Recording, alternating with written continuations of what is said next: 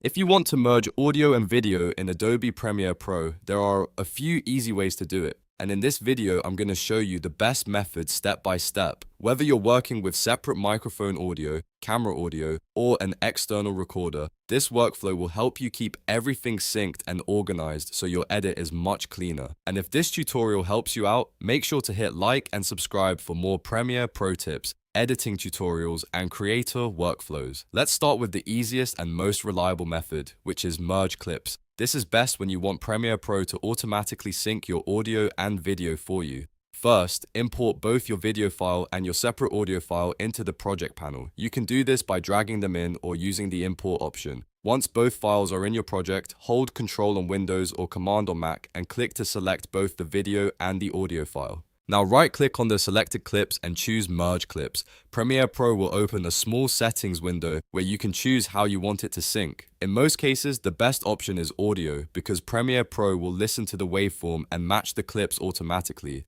If your camera and recorder were both set up with matching timecode, you can choose timecode instead, but for most creators, audio is the safest and easiest choice. After selecting your sync method, click OK.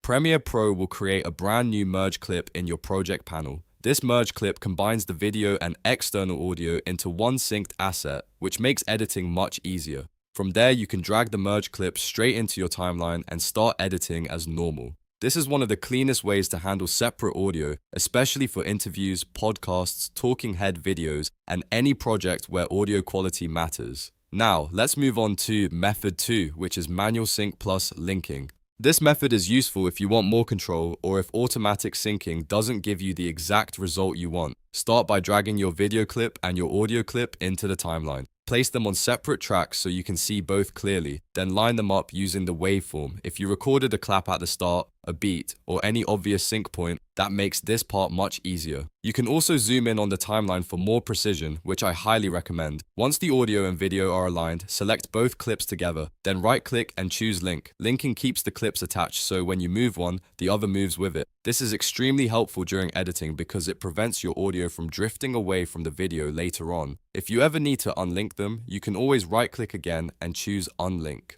The third method is replacing the camera audio with cleaner external audio. This is a great workflow if your camera audio was only used for syncing and you plan to use a better microphone recording in the final edit. First, sync the audio and video on the timeline, just like in the manual method. Then mute or delete the original camera audio track if you do not need it. Keep the external audio that sounds better and link the video and your clean audio together for easier editing. This method is especially useful for creators who record with a DSLR, mirrorless camera, or phone while capturing better sound on a separate device. It gives you much more professional results and helps your final video sound polished and clear.